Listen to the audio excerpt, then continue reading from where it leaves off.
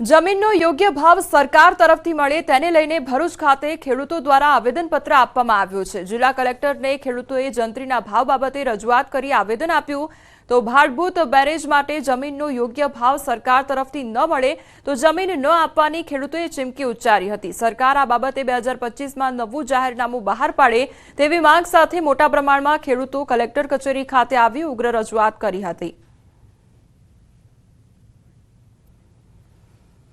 जिला समाहर्ता मान्य श्री कलेक्टर साहेब श्री ने अमे आवेदन पत्र आपवा माटे आव्या छे। अमारी एक ज डिमांड छे के 2020 में जे जाहेरनामું बहार पाडवामां आव्युं एने आजे 5 वर्ष पूरा थया। 2025 ની साल आवी 5 वर्ष सुधीमां जाहेरनामानी जे कंई प्रक्रियाओ करवानी होय छे ए प्रक्रियाओमां घणी बधी क्षति देखाई रही छे, जेने कारणे अमारी सरकारश्रीने विनंती छे के आ जाहेरनामું रद्द करी अने फरीथी नवा जाहेरनामું बहार पाड़ी अने जमीन संपादननी प्रक्रिया नवेसरथी करवामां आवे।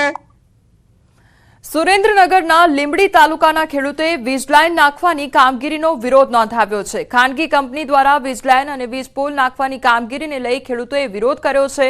ખેડૂતોના જણાવ્યા પ્રમાણે તેમને કોઈપણ જાણ કર્યા વગર વીજ પોલ નાખવામાં આવી રહ્યા છે। આ કામગીરીથી પાકને મોટા પાયે નુકસાન થતા ખેડૂતોમાં રોષ ફેલાયો છે, ત્યારે ખેડૂતોને પૂરતું વળતર ચૂકવવામાં આવે તેવી માંગ સાથે ઘનશ્યામપુર, જનશાળી, બળોલ સહિતના ગામોમાં ખેડૂતોએ વિરોધ પ્રદર્શન કર્યું છે।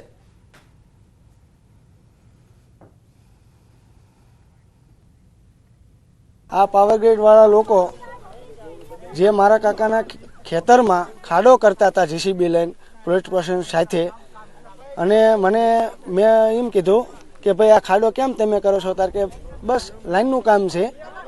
તો મેં એવડા લોકોને એવું કીધું કે તમે એસ્ટિમેટ આપો, કેટલું વળતર છે, શું છે? કોઈ વળતર નહીં, કાંઈ નહીં, ખેડૂતોને નહીં કંઈ પૂછવાનું અને સીધા જ ખાડા કરવા માંડ્યા। વળતર તો એમને ચૂકવવું પડે ને, વળતર આપ્યા વગર તો એમને કામ ન કરાય ને। શું માંગ છે અમને આનું વળતર આપે પૂરેપૂરું, અમારું નુકસાન હોય। રાજકોટ જિલ્લાના 3 ગામના ખેડૂતોમાં વિરોધનો વંટોળ ફૂંકાયો છે। ડેમની જગ્યાએ સોસાયટી ફાળવી દેતા ખેડૂતોમાં રોષ ભભૂકી ઉઠ્યો છે। જસવંતપુરા, પાળ અને મવડી ગામના ખેડૂતો ધુઆફુઆ થયા છે અને સરકાર દ્વારા સિંચાઈના પાણીની જગ્યા પ્લોટ માટે ફાળવી દેવામાં આવી છે। જો કે ખેડૂતોએ વિરોધ કરતા જિલ્લા કલેક્ટરે કામગીરી બંધ કરાવી છે। મધુરમ પાર્ક કોઓપરેટિવ સોસાયટી અને કૃષ્ણા પાર્ક કોઓપરેટિવ સોસાયટીને જમીનની ફાળવણી કરતા ખેડૂતોમાં વિરોધનો વંટોળ ઉભો થયો છે। 1972 બનેલો ડેમ છે। રાહત કામમાં તગારા ભરી ભરીને ડેમના પારા બનાવેલા છે, 2 વર્ષ કામ ચાલીને, અને આ 72માં બનેલો આવડો મોટો વિશાળ ડેમ છે, એની અંદર કોઈ સોસાયટી ફાળવી દીધી છે એવું કહે છે સરકારે। અને અત્યારે હવે બુરવાનું કામ ચાલુ છે। 4 દિવસથી તો અહીં જેસીબી ચાલુ હતા, મોટા મોટા હિટાચી। સાબરકાંઠા જિલ્લામાં શાકભાજીના ભાવમાં કડાકો બોલાતા ખેડૂતોને રાતા પાણીએ રોવાનો વારો આવ્યો છે। ટામેટા સહિત શાકભાજીનું વાવેતર કરતા ખેડૂતોને પ્રતિ કિલો ટામેટાનો ભાવ 3 રૂપિયાથી માંડીને 4 રૂપિયા મળતા ખેડૂતોમાં નારાજગી વ્યાપી છે। મહત્વનું છે કે સાબરકાંઠાના ઈડર અને વડાલી પંથકમાં ટામેટા સહિતના શાકભાજીનું વાવેતર કરવામાં આવ્યું છે, પરંતુ છેલ્લા 1 સપ્તાહમાં પ્રતિ કિલો ટામેટાનો ભાવ રૂપિયા 3 થી 4 થઈ જતા ખેડૂતોને તમામ ખર્ચ માથે પડ્યો છે। પ્રતિ 20 કિલોએ ટામેટાનો ભાવ રૂપિયા 60 થી 80 બોલાઈ જતા ખેડૂતોએ પકવેલો પાક હવે રસ્તામાં ફેંકવો પડે તેવી સ્થિતિનું સર્જન થયું છે। એક તરફ મોંઘી દવા, બિયારણ સહિત મજૂરીનો ખર્ચ વધી રહ્યો છે, તો બીજી તરફ શાકભાજીના ભાવ ન મળતા જગતનો તાત મુશ્કેલીમાં મુકાયો છે। ટામેટાના ભાવ 60 થી 70 રૂપિયા બજાર છે, તો ખેડૂતોને આ ભાવ પોસાય એમ નથી। તો હાલની તારીખમાં ખેડૂતોને બજાર ટામેટા રોડ ઉપર ફેંકી દેવાનો વારો આવેલ છે, અને જો આવી જો પરિસ્થિતિ ચાલશે તો ખેડૂતની વિકટ પરિસ્થિતિ ઊભી થશે અને બીજા ધંધા તરફ વળવું પડશે। તો સરકાર આના માટે કંઈક વિચારે। સાબરકાંઠા જિલ્લામાં પશ્ચિમ વિભાગમાં રીંગણ અને ટામેટીનું વાવેતર કરેલ છે, અને વાવેતરમાં બરા પ્રમાણમાં પણ વાવેતર થયેલું છે, અને હાલની 60 થી 70 રૂપિયા બજારમાં 20 કિલોનો ભાવ છે।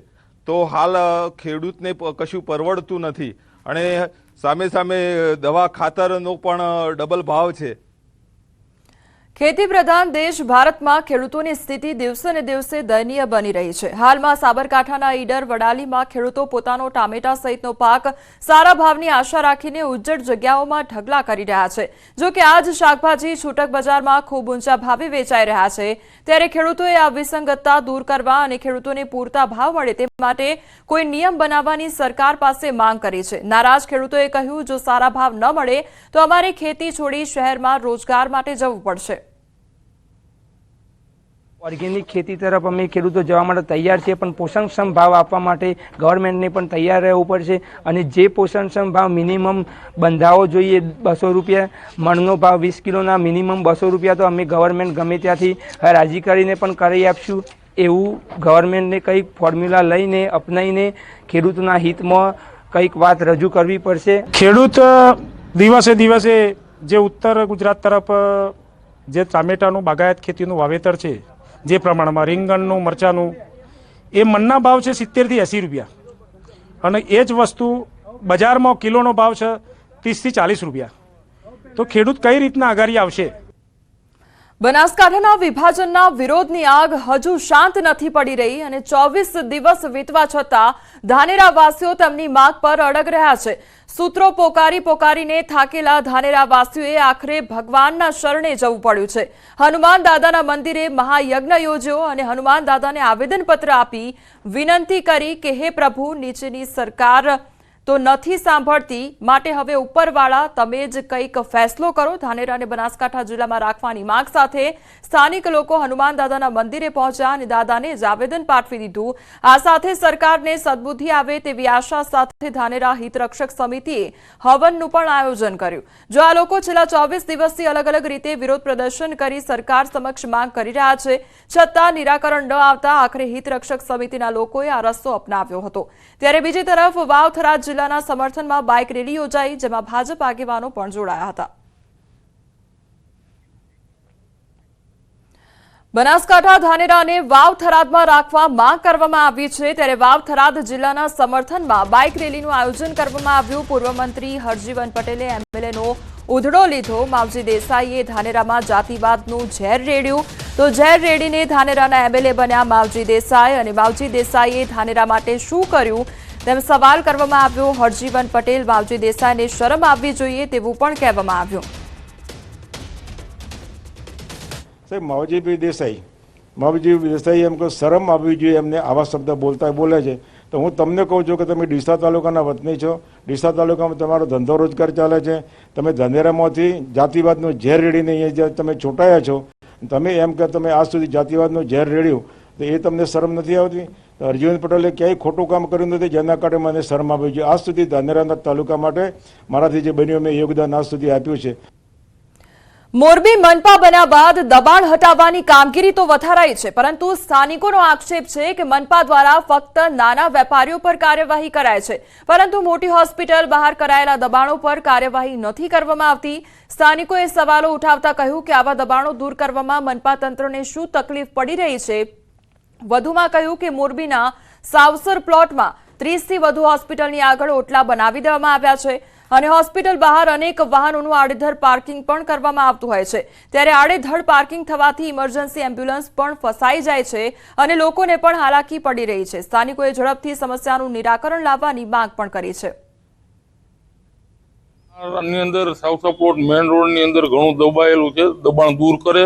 કમિશનર સાહેબ સારા આવ્યા છે, તો એને નમ્ર અપીલ છે કે દબાણ દૂર કરે અને દર્દીઓ આવતા હોય એને કોઈ જાતની તકલીફ ન પડે અને એમ્બ્યુલન્સ છૂટથી ચાલી શકે।